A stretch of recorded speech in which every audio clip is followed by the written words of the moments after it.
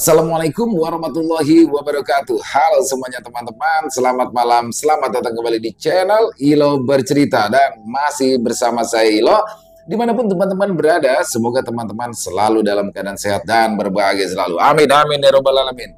Pada kesempatan yang baik ini kami akan membawakan satu kisah dari Mas Andik ya, Mas Andik Levinka.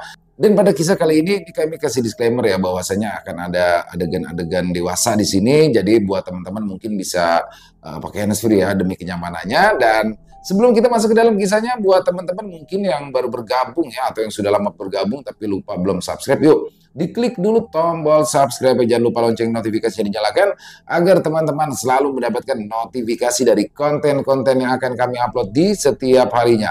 Untuk channel Ilo Bercerita kami upload setiap hari teman-teman, setiap malam jam 9 malam waktu Indonesia bagian Barat. Dan nggak pakai lama-lama lagi, nggak pakai berbahasa basi kepanjangan lagi, langsung saja kita menuju ke Jawa Timur. Teror di malam pertama pengantin baru setelah kematian Tasrip. Si Tasrip mati, dan dengar-dengar beberapa orang sempat lihat penampakan pocong setelah kematiannya. Keluh Burhan saat dia meletakkan kopi di meja yang ada di teras rumahnya. Rasa cemas tampak dari raut wajahnya, apalagi saat mengingat kejadian di penginapan bersama Mbah Moko dan juga istrinya saat mereka menjebak Tasrip demi memberikannya pelajaran. Tak pernah ia bayangkan bahwa pelajaran yang mereka berikan terhadap Tasrip benar-benar membuat lelaki itu hancur sehancur-hancurnya hingga pada akhirnya membuatnya depresi. Dia duduk di samping Burhan, mengalap peluh di kening sang suami yang baru saja selesai melakukan aktivitas lari pagi. Raut wajah dia menampakkan kekhawatiran saat nama Tasrip disebut, terlebih saat ia sempat mendengar desas-desus dari warga mengenai penampakan pocong yang kerap terlihat beberapa hari setelah kematian Tasrip. Masih jelas dalam ingatannya kala itu, malam di mana dia dan suaminya sedang memadu kasih di dalam kamar. Di tengah riuhnya erangan dan deritan ranjang kayu jati di ruangan itu, sebuah suara teriakan tertahan disusul suara benturan di dinding terdengar dari luar jendela. Dia dan Burhan pun seketika menghentikan aktivitas mereka. Dengan tergesa, Burhan segera menutupi tubuh dia yang tak tertutup selai benang pun dengan selimut yang ada di ujung ranjang. Namun saat hendak turun dan mengecek keluar jendela, dia menahan lengan suaminya dan melarangnya untuk melihat apa yang sebenarnya terjadi. "Sudahlah mas, biarin aja. Aku tahu itu pasti Tasrip si Sinting itu. Biarin aja, toh orang gila itu nggak bakalan bisa ngintipin kita," ucap dia. Aku heran ya sama orang itu. Kenapa nggak dibawa ke rumah sakit jiwa aja ya sama keluarganya? Meresahkan. Mana suka nggak pakai baju kemana-mana, saut Burhan bersungut-sungut. Dia menarik kasar tangan Burhan hingga jatuh ke pelukannya. "Udah biarin aja sayang. Aku udah mau nyampe barusan. Ya lanjutin," rengek dia sambil melemparkan selimut yang menutupi tubuhnya ke lantai. "Tapi habis ini udah ya sayang. Ini udah 4 kali loh." Burhan hanya bisa pasrah melayani hasrat istrinya yang sangat tinggi. Keesokan paginya, dikala sinar mentari mulai menyeruak masuk melalui celah kecil di jendela kayu kamar tersebut, dia dan Burhan yang kelelahan tanpa sengaja melewatkan waktu sholat subuh. Namun teriakan dari Bu Halimah yang nyaring langsung mengagetkan mereka berdua. "Dia, Burhan, ayo cepat keluar!" teriak Bu Halimah kala itu. Burhan dan dia pun bergegas turun dari atas kasur, memungut semua pakaian yang terserak di lantai lalu memakainya dengan terburu-buru. Setelah Burhan dan dia keluar, mereka pun terkejut saat melihat sebuah jasad dengan posisi tertelungkup di parit samping rumahnya. Kepalanya terendam di dalam air. Bu Halimah yang tak lain adalah ibu kandung dia tak sengaja melihat penampakan jasad tersebut saat baru saja akan menyapu halaman samping rumahnya.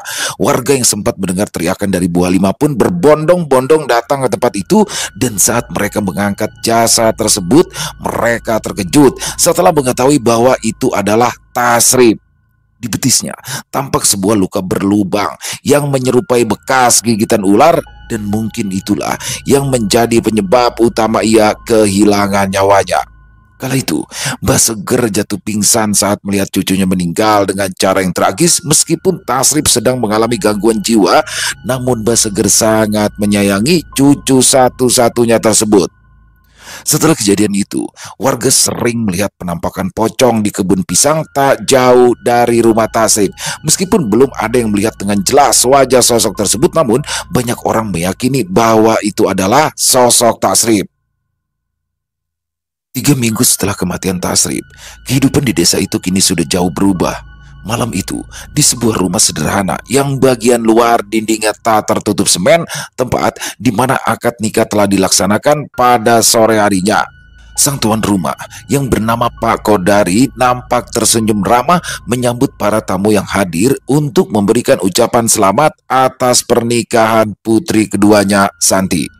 Meskipun acara tersebut dilaksanakan dengan sangat sederhana tanpa menyewa tenda ataupun dekorasi yang mahal, namun senyum bahagia nampak jelas di wajah kedua pasangan pengantin muda tersebut.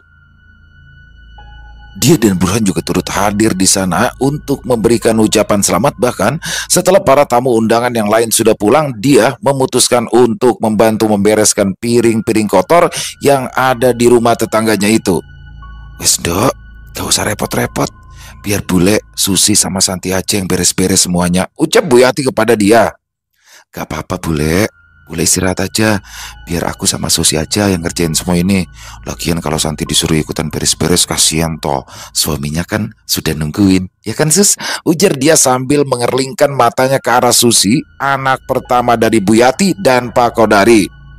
"Saya kan juga pernah jadi pengantin baru. Jadi tahu gimana rasanya. Pas mau malam pertama, bawaannya itu loh, pengen buru-buru." Tambahnya lagi. "Hush, ngawur kamu kalau ngomong." Bu Yati melotot kalau mendengar pernyataan dia, sedangkan dia dan Susi hanya terkekeh menanggapi.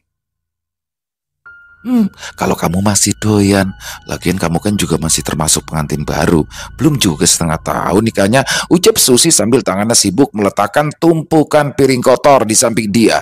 Dia mencubit pinggang temannya itu karena kesal. "Doyan apanya? Ngarang kamu tuh. Kalau doyan makan sih iya." Susi mendekatkan wajahnya ke telinga dia, kemudian berbisik. "Oh, gak doyan? Iya deh ya. Tapi kira-kira apa ya yang berisik tiap malam sampai kedengaran keluar?" sindir Susi sambil memegang dagunya seolah sedang berpikir.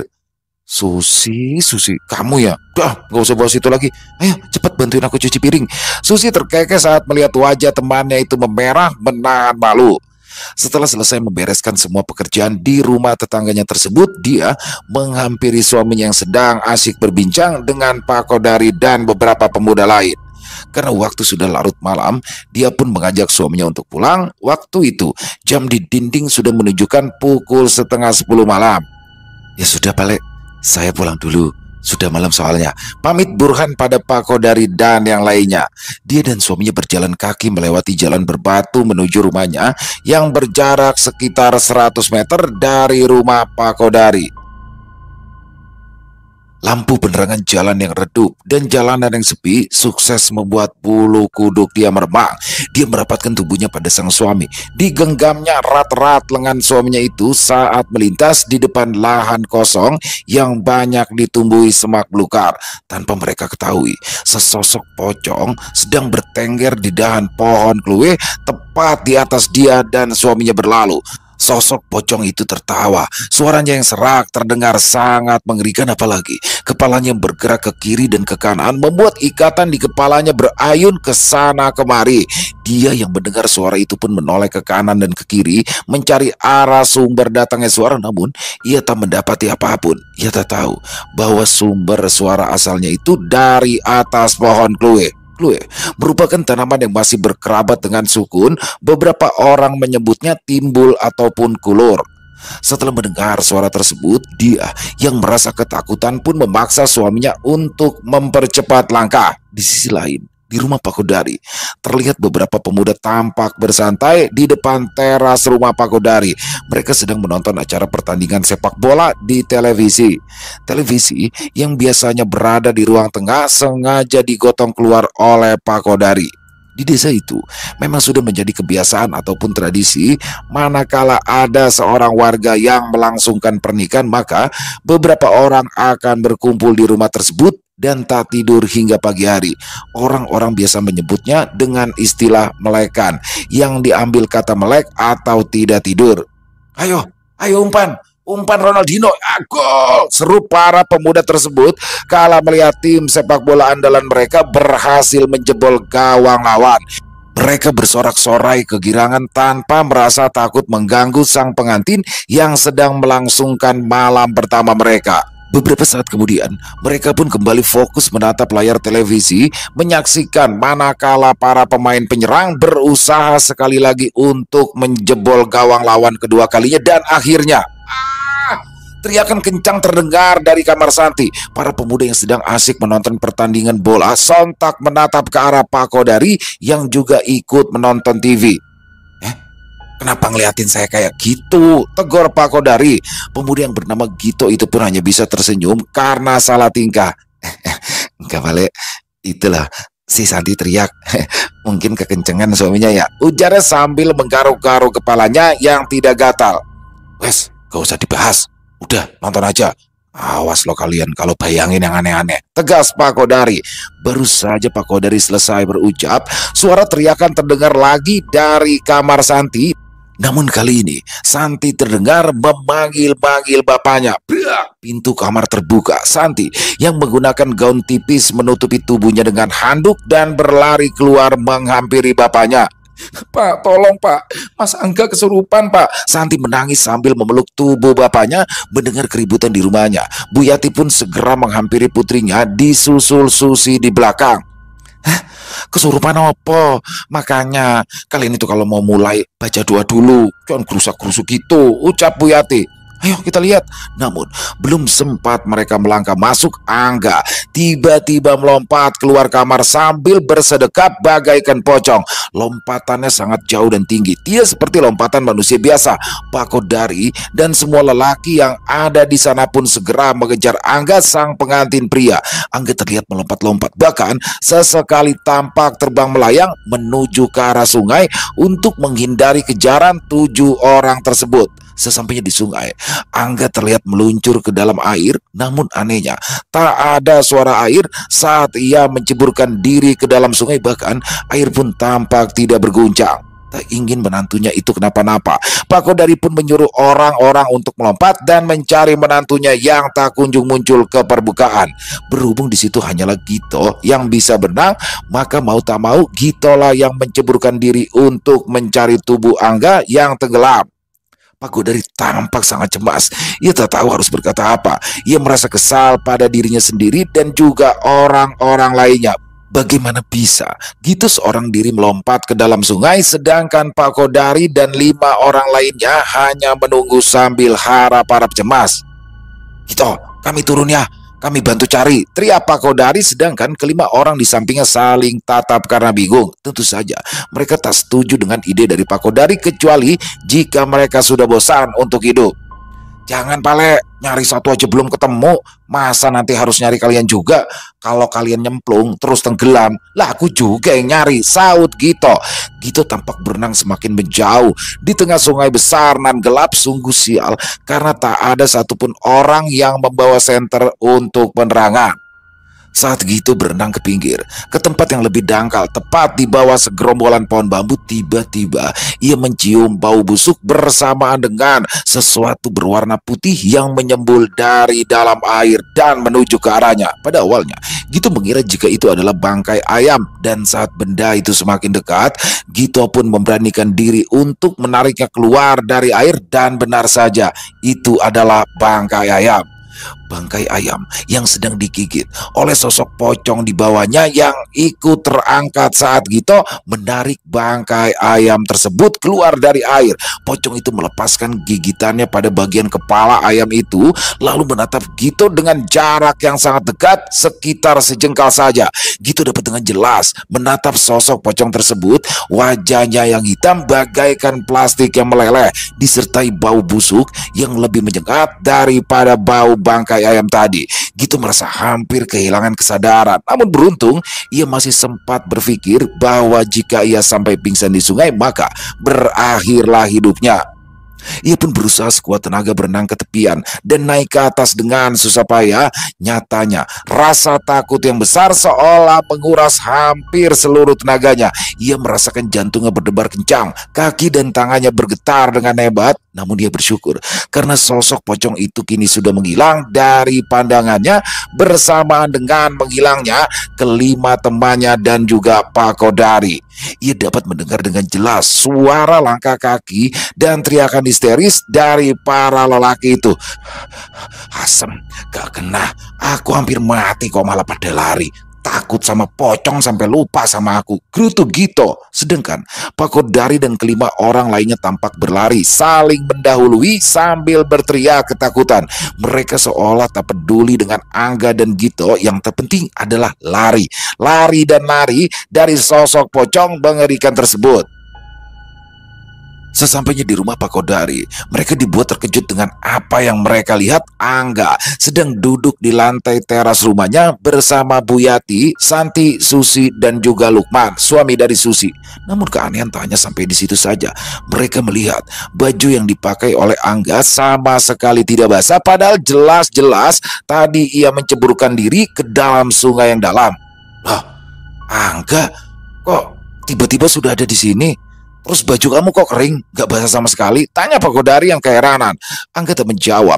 Ia terlihat sangatlah pucat. Santi menjelaskan pada bapaknya. Sudah toh Pak, jangan ditanya-tanya dulu. Dia ini baru sadar. Aku juga tadi itu kaget banget. Pas bapak sama yang lainnya ngejar-ngejar sosok itu, aku dengar suara manggil-manggil dari dalam kamar. Dan setelah aku cek bareng sama ibu, ternyata Mas Angga lagi tergeletak lemas di dalam kamar. Jadi yang bapak kejar tadi itu bukan Mas Angga tapi pocong. Jadi yang tadi bapak kejar itu bukan Angga yang kesurupan pocong, tapi itu pocong yang menyerupai Angga, ujar Pak Kodari melanjutkan ucapan Santi. Pantas saja tadi pas nyemplung gak ada suara jebur gitu Pale. Timpal pria bernama Santo. Pak Kodari mengangguk. Lalu tiba-tiba ia teringat akan nasib Gito yang sudah mereka tinggalkan di sungai. Lah Rek, Gito ketinggalan di sungai. Ayo kita kembali ke sana. Gimana coba kalau dia hanyut? Ucap Pak Kodari khawatir. Gak usah dicari. Aku di sini. Aku itu bukan ketinggalan, tapi kalian yang sengaja ninggalin aku. Kalau saja aku sakti, udah aku kutuk kalian semua, termasuk Pak Le, biar jadi kecebong sekalian. Saud Gito yang tiba-tiba muncul dari jalan setapak yang menuju ke arah sungai. Ia terlihat sangat kesal. Maaf loh, maaf. Pak Le sebenarnya nggak mau lari. Lawong yang lainnya lari ya, terpaksa deh Pak Le juga lari. Daripada dikejar pocong, Pak Kodari masih berusaha membela diri. Gito mencebik sambil memeras bagian tepi bajunya yang basah. Pocongnya muncul di depan aku kok malah kalian lari. Lawong itu pocong nggak ngejar kalian. Emang gak ada yang beres semuanya. Untung aja aku nggak pingsan tadi. Kalau sampai pingsan, bisa mati tenggelam aku, gerutunya. Ya sudah, Pak Le minta maaf ya. Masuk dulu biar dibikinin teh hangat sama Bu Yati, ujar Pak Kodari. Namun Gito menolak dan memilih untuk pulang saja karena ia harus segera mengganti pakaiannya yang basah kuyup. Beralih ke tempat lain, di sebuah kamar berukuran 3 meter persegi, Burhan tampak sedang duduk di kursi meja rias sambil sibuk membaca tabloid handphone di tangannya. Ia memang sedang berencana untuk mengganti ponselnya yang sudah cukup berumur dengan handphone yang memiliki kamera. Sayang, kalau menurut kamu, handphone mana yang bagus? Sony Ericsson atau Nokia? Tanya Burhan pada istrinya yang baru saja datang dari kamar mandi. Namun bukannya menjawab, dia justru merebut tabloid ponsel di tangan suaminya dan meletakkannya di meja. Ia pun lalu duduk di pangkuan suaminya sambil bergelayut manja. Mending kamu pilih aku aja mas, bisiknya dengan manja. Burhan terkejut melihat dandanan istrinya yang sudah mengenakan lingerie transparan berwarna merah marun. Loh sayang, kamu kok tiba-tiba sudah pakai baju ini? Kamu ganti di kamar mandi ya? Dia mengangguk sambil matanya menatap lekat ke arah suaminya. Iya, kamu suka nggak? Kamu itu gimana sih? Baju ini transparan loh. Gimana kalau ibu lihat? Kita itu masih serumah sama orang tua loh. Kamu kan bisa ganti di dalam kamar aja, protes Burhan. Loh, ibu kan emang tinggal sama kita. Memangnya mau sama siapa lagi? Ya maksud aku kan biar surprise sayang. Kalau aku gantinya di sini ya nggak surprise lagi dong. Aku kan sengaja beli baju ini buat kamu, cintaku, biar lebih bergairah. Burhan menghela nafas panjang. Sesungguhnya ia sangat lelah, tetapi ia tak sampai hati bila harus menolak ajakan istrinya tersebut. Terlebih dia membeli baju tersebut untuk menyenangkan dirinya. Ya sudah, bentar dulu, aku mau berak dulu. Gak enak kan begituan sambil nahan sakit perut. Dia mengangguk dan bangkit dari pangkuan suaminya, berpindah ke ranjang berbalut spray berwarna krem miliknya. Burhan pun lalu bangkit dan berjalan keluar menuju kamar mandi yang ada di belakang dan bersebelahan dengan dapur. Tak lupa ia menutup pintu saat keluar dari kamar.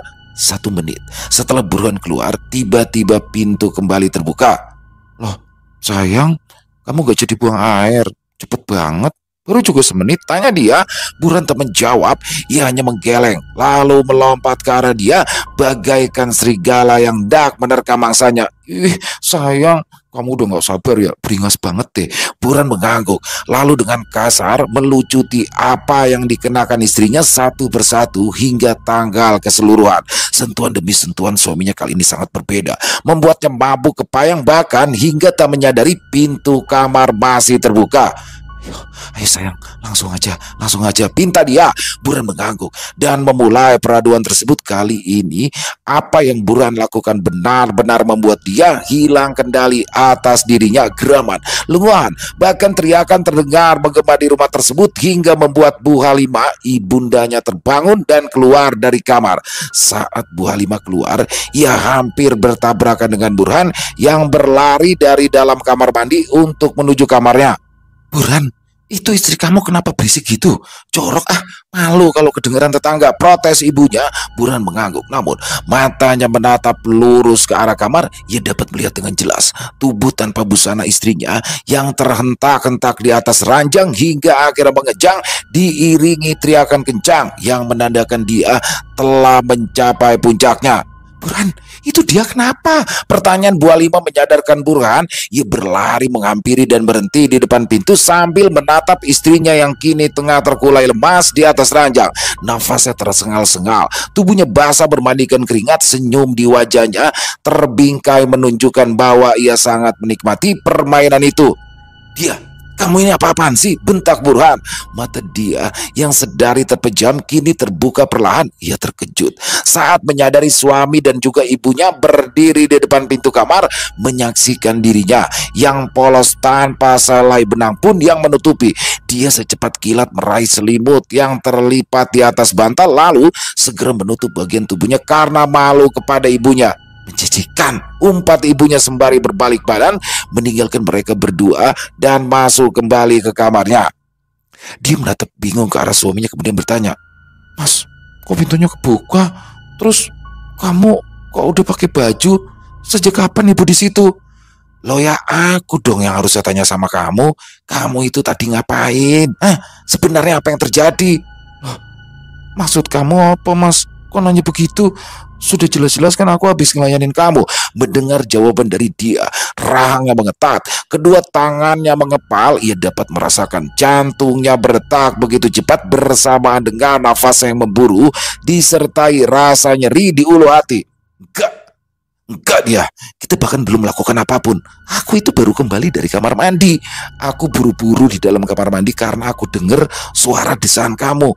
Ibu aja sampai kebangun gara-gara suara kamu itu. Aku sama ibu itu ngelihat dengan jelas. Kamu itu ngelakuin gerakan seolah-olah kamu sedang begituan. Sekarang jawab, apa yang sudah terjadi?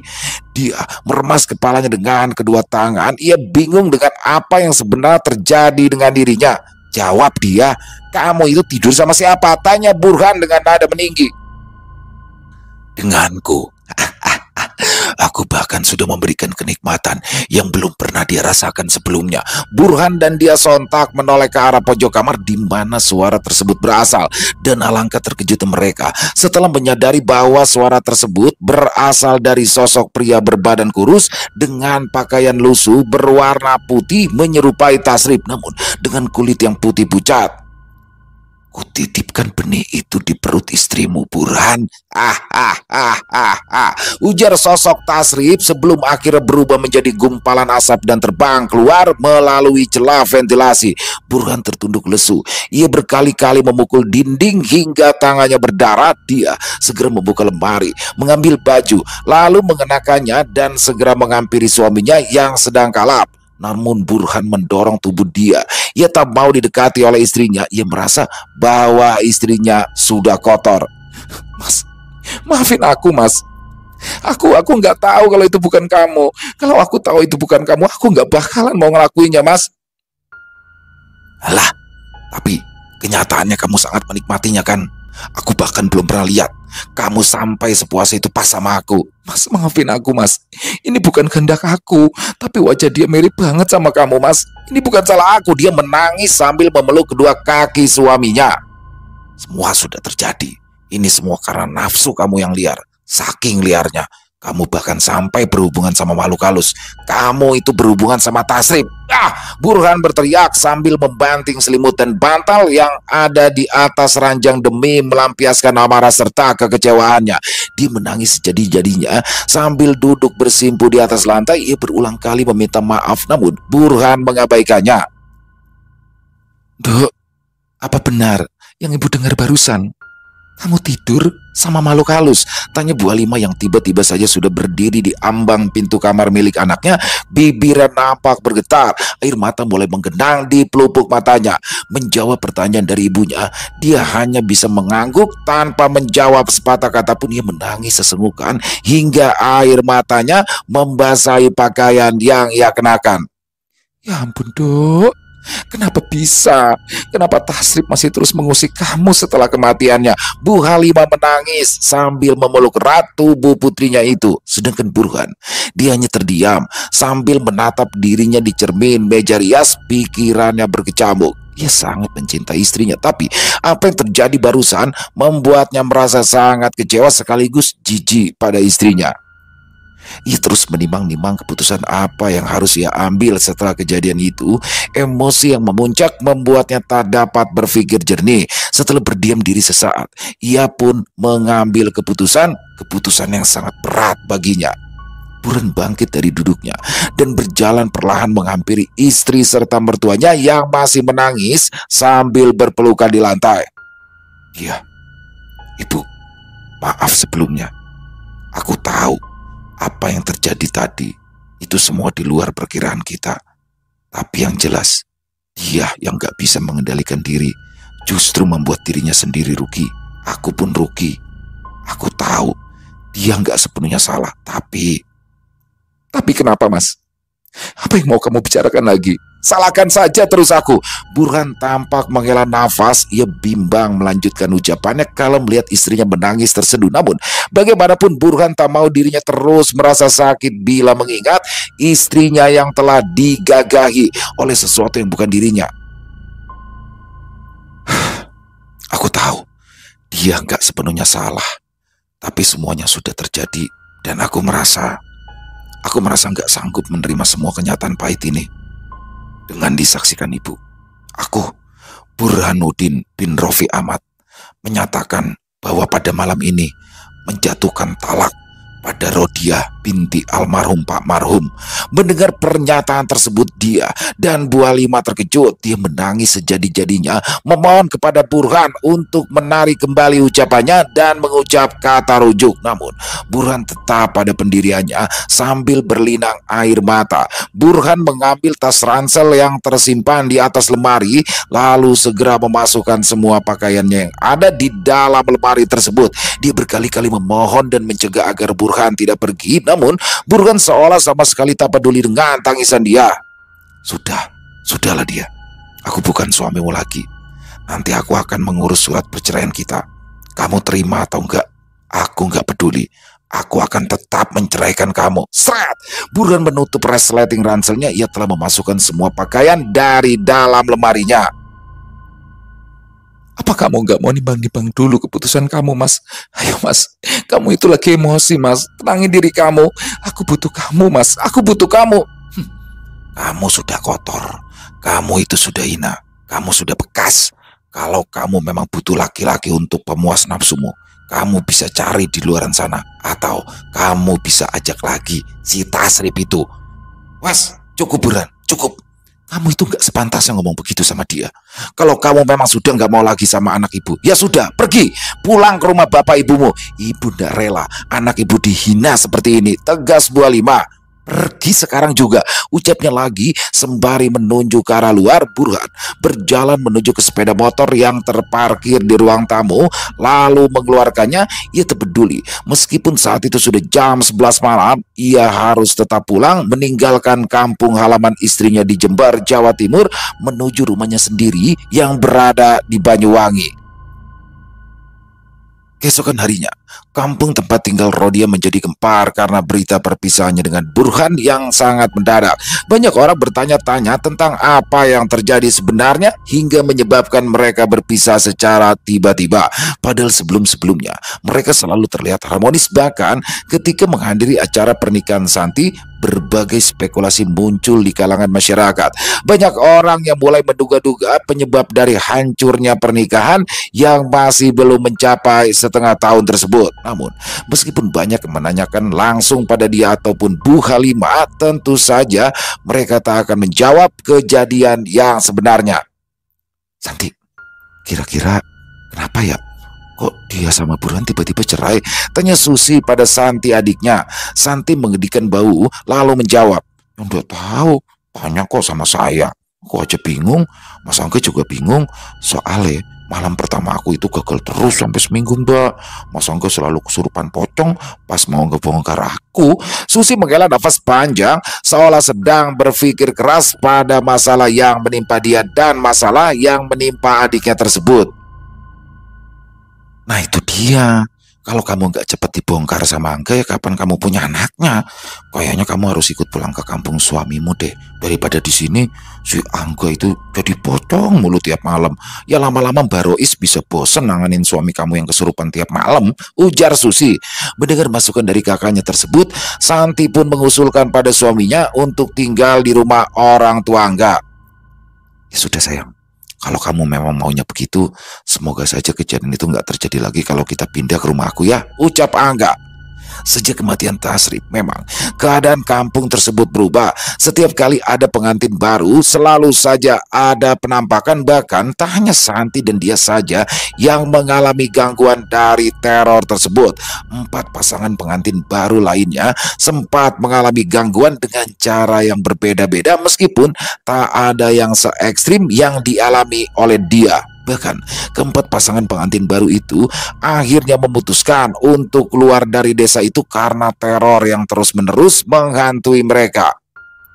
Beberapa hari kemudian, tampak sepasang pengantin baru yang sudah berusia senja, yaitu Bu Sumi yang berusia sekitar 50 tahunan dan Pak Juki yang berusia 67 tahun. Mereka sedang berduaan di dalam kamar berukuran 3 meter persegi. Pasangan janda dan duda itu dipertemukan di pasar, tempat di mana mereka sama-sama menjadi pedagang sayur. Katanya di kampung kamu ini setiap ada pengantin baru pasti diteror ya sama pocong ya? Apa bener? Tanya Pak Juki. Bu Sumi terkekeh kalau mendengar suami barunya itu. Ya ampun mas, kita ini sudah nggak muda lagi, sudah sama-sama punya cucu. Mana ada hantu itu gangguin pengantin kadaluarsa seperti kita. Oh ya syukurlah kalau gitu. Ya udah dek, siap-siap ya.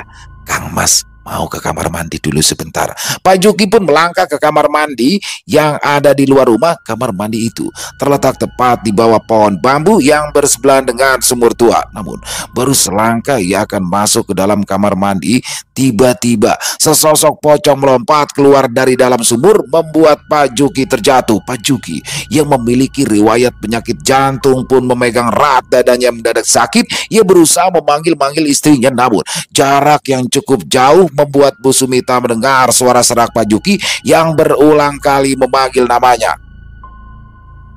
Bu Sumi yang menyadari jika Pak Juki tak kunjung kembali dari kamar mandi pun segera keluar untuk menyusul suaminya itu. Kang Mas, kok lama banget toh di kamar mandinya? Sampean ketiduran ya di kamar mandi. Bu Sumi berkali-kali memanggil suaminya tersebut namun tak ada jawaban. Hingga akhirnya saat ia semakin dekat ke arah sumur, ia melihat suaminya terkulai lemas, tubuhnya bersandar di sumur tua. Astagfirullah Kang Mas, sampean kenapa? Bangun, bangun Kang Mas. Aduh, sampean kenapa ini? Bu Sumi menepuk-nepuk pipi keriput suaminya itu berkali-kali tapi tak ada jawaban. Ia pun berteriak-teriak meminta tolong. Warga yang mendengar teriakan itu pun berhamburan menuju ke sumur tua tersebut. Dengan menggunakan mobil pick up milik warga, tubuh Pak Juki langsung dilarikan ke puskesmas terdekat. Sesampainya di puskesmas yang berjarak sekitar 4 km dari rumahnya, tubuh Pak Juki pun langsung dibawa ke ruang UGD untuk mendapat penanganan langsung. Tapi naas, nyawanya tak tertolong. Pak Juki dinyatakan meninggal dunia akibat serangan jantung. Mendengar kabar duka itu, Bu Sumi pun menangis sejadi-jadinya meratapi kepergian suaminya di malam pertama pernikahannya. Setelah kejadian tersebut, banyak rencana pernikahan yang ditunda. Tak peduli, meskipun undangan sudah disebar, demi menghindari teror tersebut setidaknya sampai ada orang yang berhasil mengakhiri teror tersebut. Keesokan harinya, terlihat seorang perempuan berdaster berumur sekitar 30 tahunan tampak berdiri di depan pintu rumah dia. Assalamualaikum. Assalamualaikum. Ia terus mengetuk pintu hingga akhirnya terdengar jawaban dari dalam rumah. Pintu pun terbuka. Waalaikumsalam. Kamu Toyun? Ono apa nduk? Tanya Bu Halimah pada Yuyun. Begini bule, tadi pas lagi beli sayur, pedagang sayur itu cerita loh sama aku. Apa betul dia sama Burhan itu bercerai karena dia sudah ditiduri hantunya si Tasrif? Mata Bu Halimah membelalak kala mendengar pertanyaan dari Yuyun. Ia tak habis pikir bagaimana bisa pedagang sayur itu mengetahui rahasia yang ia simpan rapat-rapat bersama putrinya itu. Loh, maksud kamu apa Toyun? Memangnya siapa yang ngomong kayak gitu? Yuyun tertunduk, ia seolah ragu untuk melanjutkan perkataannya. Yun, jawab. Siapa yang ngomong sama kamu? Tanya Bu Halimah lagi. Yono, si tukang sayur itu Bu, katanya dia sempat ketemu sama Burhan pas nganter sayur ke Banyuwangi tadi malam, dan Burhan cerita semuanya. Bu Halimah merasa seolah darahnya mendidih kala mendengar jawaban dari Yuyun. Ia tak habis pikir Burhan sampai hati membongkar aib keluarganya kepada orang lain yang bukan siapa-siapanya. Astagfirullahaladzim. Selain kamu, siapa yang sudah tahu hal ini Yun? Apa ada orang lain yang tahu? Ya banyak toh Bu. Semua ibu-ibu yang belanja itu mendengar hal ini, ya mungkin sekarang sudah tersebar luas. Biadab si Burhan.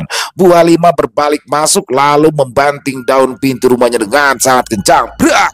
Saat sampai di dalam rumah, ia sedang mendapati dia yang berdiri di depan pintu kamar sambil bersandar di dinding. Dia tampak sangat terpukul setelah mengetahui bahwa rahasianya telah diketahui oleh banyak orang. Ia menangis sejadi-jadinya meratapi nasibnya kini. Hari demi hari berlalu. Perut dia kini mulai membesar. Dia tak tahu harus bagaimana. Ia pun tak pernah keluar rumah karena malu pada tetangga-tetangganya. Setiap hari ia hanya termenung di dalam rumah berharap Burhan akan kembali ke pelukannya. Hingga pada suatu ketika, sekitar 2 bulan setelah perpisahannya, ia dikejutkan dengan kedatangan Burhan, mantan suaminya itu bersama kedua orang tuanya dan juga Mbak Moko. Pada awalnya, Bu Halimah sempat mengusir keempat orang itu. Ia merasa sakit hati pada Burhan yang tega telah menyebarkan aib anaknya hingga diketahui masyarakat luas. Namun Burhan berkata bahwa ia menyesal pada keputusannya dan menyatakan bahwa ingin kembali kepada istrinya. Dia juga mengatakan bahwa ia membawa Mbak Moko untuk membantu menyelesaikan permasalahan dan juga teror yang sempat dialami oleh dia. Dia tak mampu berkata-kata. Ia hanya menangis haru mengetahui Burhan akhirnya berubah pikiran dan mau kembali padanya. Pada malam harinya, ritual pun digelar dengan beberapa persyaratan dan juga alat yang Mbah Moko bawa. Ritual dilakukan di dalam kamar dia, Bu Halimah, Burhan dan juga Mbah Moko berada di kamar yang sama, sedangkan kedua orang tua Burhan menunggu di ruang tamu sambil harap-harap cemas. Ritual yang kental akan unsur kejawen itu dilakukan. Sekitar 30 menit setelahnya, ritual pun selesai. Dengan tubuh bermandikan keringat, Mbah Moko menjelaskan apa yang sebenarnya terjadi sesuai dengan apa yang ia lihat. Makhluk yang menggauli dia ini sebenarnya bukanlah Tasrif, melainkan itu adalah bangsa jin jahat yang memanfaatkan kesempatan atas kematian Tasrif untuk menyebar teror di desa ini, terutama kepada para pengantin baru. Makhluk ini termasuk dalam jenis genderuwo. Tapi tenang, aku sudah membuang makhluk tersebut ke tengah hutan yang jauh dari sini. Dia nggak akan berani kembali lagi ke sini. Terang Bamoko. Dan kamu Burhan, dengarkan aku baik-baik.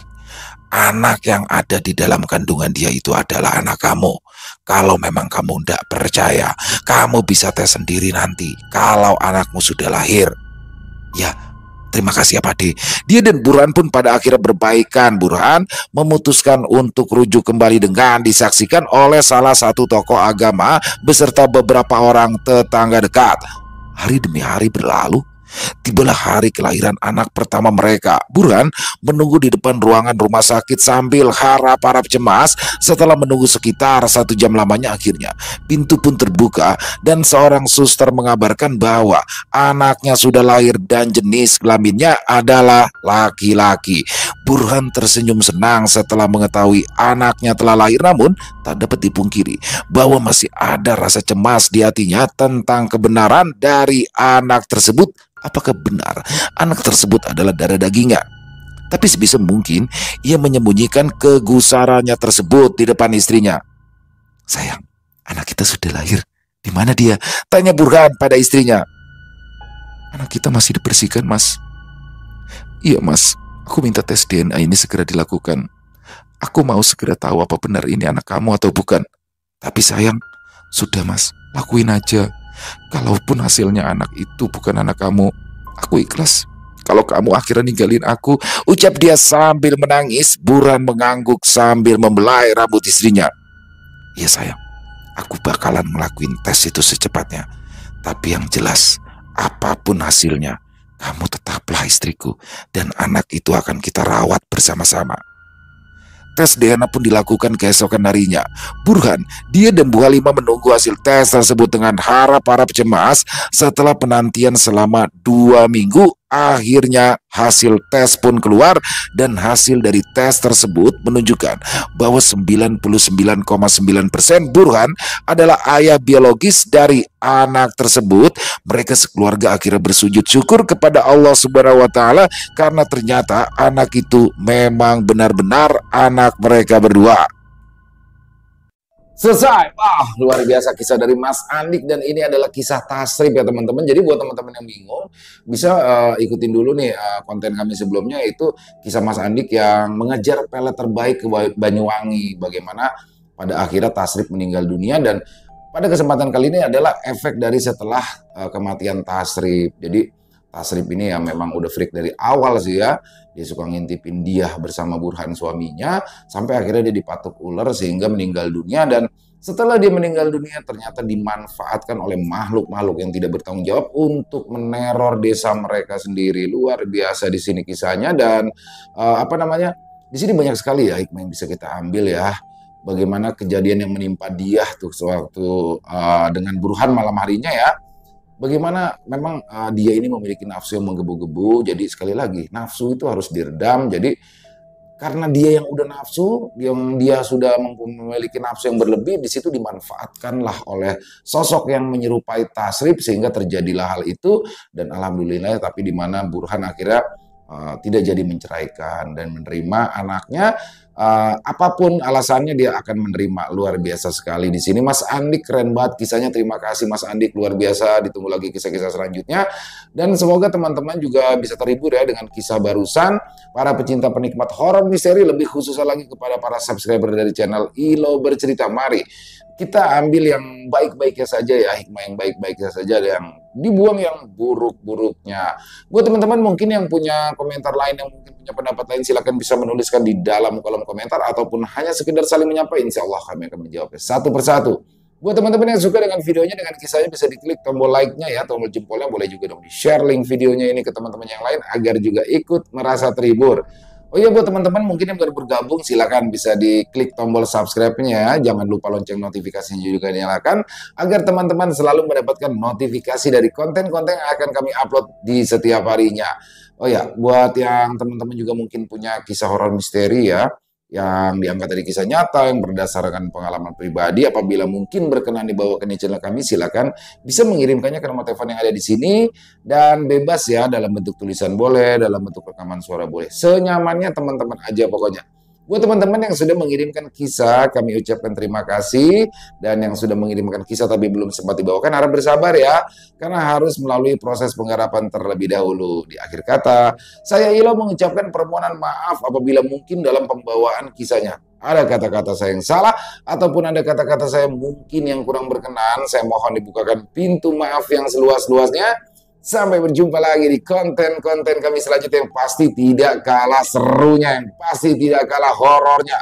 Masih bersama saya Ilo di channel Ilo Bercerita. Salam sehat, sukses selalu untuk kita semua. Wassalamualaikum warahmatullahi wabarakatuh.